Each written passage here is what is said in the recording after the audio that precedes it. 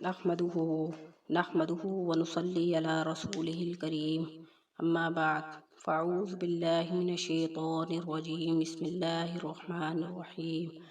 اللہم صلی علی سیدنا محمد النبی الأمی وعلی آلہ وبارک وسلم۔ شروع اللہ کے نام سے جو بڑا مہربان اور نہایت رحم کرنے والا ہے۔ بس قرآنی وظائف کی طرف سے ہمارے تمام سننے والوں کو السلام علیکم ورحمۃ اللہ وبرکاتہ۔ تو آج میں اپنے بہن بھائیوں کے لیے نہایت ہی خاص اور مجرب عمل لے کر آئی ہوں جو آپ صلی اللہ علیہ وسلم کی احادیث مبارکہ پر مشتمل ہے کہ جب آپ صلی اللہ علیہ وسلم بیمار ہوتے تھے تو کون سا عمل کرتے تھے تو ان کو شفا ملتی تھی۔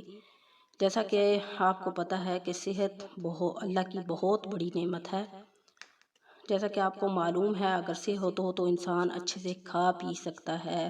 چل پھر سکتا ہے، عبادت دل لگا کر سکتا ہے۔ اگر صحت ہوگی تو اللہ کو یاد کر کے اس کی نعمتوں کا شکر ادا کرے گا۔ ویسے نعمتوں کا شکر تو آپ کو پتہ ہے ہر حال میں کرنا چاہیے۔ اگر صحت ہو تو تب بھی کرنا چاہیے، اگر صحت نہ ہو تو تب بھی اس کا شکر ادا کرنا چاہیے، کیونکہ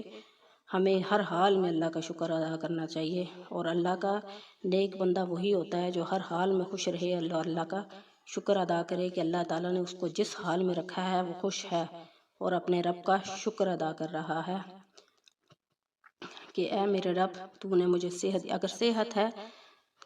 کہ اے میرے رب تو نے مجھے صحت دی، میں تیرا شکر گزار ہوں کہ تو نے مجھے ہر کام کرنے کی توفیق عطا دی۔ کام بھی ہم تب کریں گے جب ہماری صحت ہوگی تو اللہ رب العزت ہمیں کام کرنے کی بھی توفیق عطا کر دیں گے۔ اگر کوئی بیمار ہے تو اپنے رب کو بھی اچھے طریقے سے یاد نہیں کر سکتا، یعنی ظاہر ہے جب سستی کاہلی ہوگی، بیماری ہوگی تو وہ کس طرح اپنے رب کو یاد کرے گا، یعنی اپنے رب کی اچھے سے عبادت بھی نہیں کر سکتا۔ تو اللہ رب العزت سے دعا ہے کہ اللہ کریم تمام مسلمانوں کو صحت کاملہ عاجلہ نصیب فرمائے اور ایمان اور اسلام پر قائم و دائم رکھے اور خاتمہ بالایمان فرمائے۔ اور اللہ رب العزت جتنے بھی مسلمان مرد اور عورتیں بیمار ہیں ان کو صحت و تندرستی بھی دے۔ جیسا کہ آپ کو پتہ ہے کہ آج کل ہر گھر میں بیماری ہے، لیکن آج کل کے دور میں بیماریاں بہت بڑھ گئی ہیں۔ یعنی پہلے ایسا ہوتا تھا کہ دور دراز سنتے تھے کوئی بیماری ہے، لیکن آج کل کے دور میں ہر گھر میں بیماری ہے۔ یہ بیماریاں اتنی زیادہ بڑھ گئی ہیں کیونکہ بیماریوں کے بڑھنے کی وجہ یہ ہے کہ ہر چیز میں ملاوٹ ہے، خالص غذائیں نہیں ملتی جیسا کہ پہلے وقتوں میں لوگوں کو ملتی تھی۔ خالص غذا نہ میسر ہونے کی وجہ سے ہر غذا میں ملاوٹ ہے، دودھ ہے تو اس میں ملاوٹ ہے، گندم ہے تو اس میں ملاوٹ ہے، غرض کہ کوئی بھی چیز ملاوٹ کے بغیر نہیں ہے۔ پھل ہیں، جتنے بھی پھل فروٹ ہیں وہ بھی خالص نہیں ملتے کیونکہ ان کو بھی ادویات استعمال کی جاتی ہیں، ان میں بھی ان کو بھی انجیکشن لگا کر پکایا جاتا ہے تاکہ وہ جلدی پک جائیں۔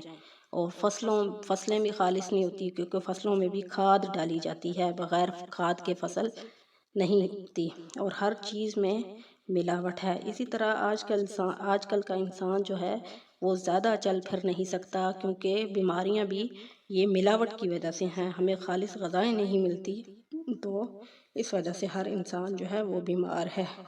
تو ہر گھر میں بیماری ہے، تقریباً کم ہی ایسے گھرانے ہیں جن میں بیماریاں نہ ہوں، ورنہ ہر گھر میں بیماری ہے۔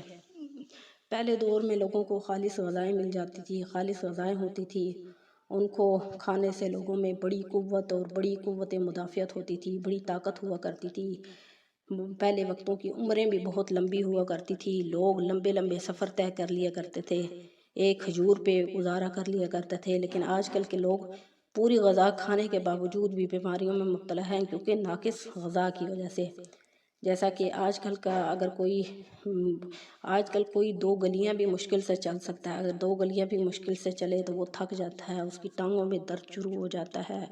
گھٹنوں میں درد شروع ہو جاتا ہے، کمزوری محسوس ہونا شروع ہو جاتی ہے۔ تو آج کل ایسا ہے کہ ہم بیمار ہو جاتے ہیں تو ہم ڈاکٹروں کے پاس بھاگتے ہیں کہ کوئی دوائی لیں تو ہمیں شفا ملے، حالانکہ دوائی میں شفا نہیں ہے بلکہ شفا تو اللہ نے اپنے ہاتھ میں رکھی ہے۔ دوائی تو ایک ذریعہ ہے کہ ہم کھاتے ہیں تو ہمیں یہ ہوتا ہے کہ ہم نے دوائی کھائی اور ہمیں شفا مل گئی، حالانکہ اصل شفا تو رب نے اپنے ہاتھ میں رکھی ہے۔ شفا اگر اللہ رب العزت اس دوائی میں رکھے تو وہ دوائی بھی کسی کام کی نہیں ہے۔ ایک تو دوائی اللہ نے اپنے ہاتھ میں شفا رکھی ہے، اور دوسرا اپنے کلام میں شفا رکھی ہے کہ دوائی کے ساتھ مجھے بھی یاد کرو تو دوائی اثر کرے گی، ورنہ نہیں۔ تو آج میں اپنے بہن بھائیوں کے لیے بیماریوں سے شفا کا ایک خاص اور مجرب عمل لے کر آئی ہوں، جو آپ صلی اللہ علیہ وسلم کی احادیث مبارکہ پر مشتمل ہے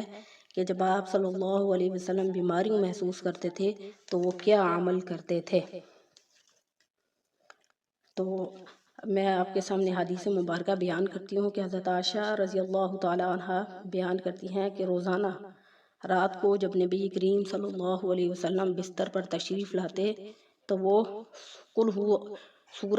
ہو اللہ احد یعنی سورۃ اخلاص، اور قل اعوذ برب الفلق یعنی سورۃ فلق، اور قل اعوذ برب الناس، یہ تینوں صورتیں پڑھ کر ہاتھوں کی دونوں ہتھیلیوں کو ملا کر اس طرح پھونک مارتے تھے کہ کچھ تھوک بھی پھونک کے ساتھ نکل جاتی تھی، پھر دونوں ہتھیلیوں کو پورے بدن تک جہاں ممکن ہوتا تھا پھیر لیتے تھے۔ ہاتھ پھیرنا سر اور چہرے سے اور سامنے کے حصے سے شروع ہوتا تھا، اور یہ عمل آپ 3 دن فرماتے تھے، اور اس حدیث کو بخاری شریف نے روایت کیا ہے۔ تو اس حدیث سے ہمیں پتہ چلتا ہے کہ آپ صلی اللہ علیہ وسلم جب بیمار ہوتے تھے تو وہ کیا کرتے تھے، یعنی ہاتھوں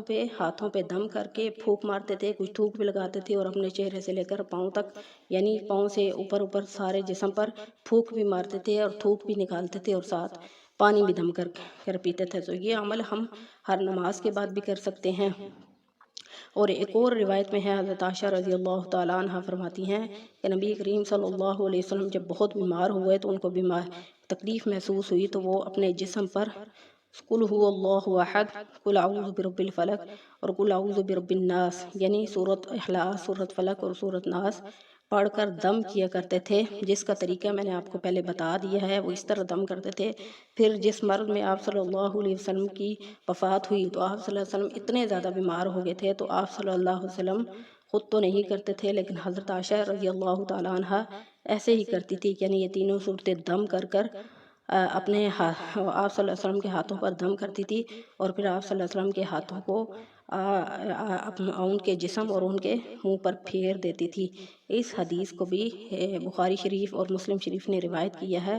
تو یہاں پر کہا گیا ہے کہ نیچے بتایا گیا ہے کہ دم صرف پھونکنے کا مطلب نہیں ہے، بلکہ تھوڑی سی تھوک بھی ساتھ لگا لی جائے، اور دم جو ہے آپ پانی پر بھی دم کر کے مریض کو پلا سکتے ہیں۔ تو اب یہ آپ مجھ سے پوچھیں گے کہ دم کس طرح کرنا ہے۔ آپ نے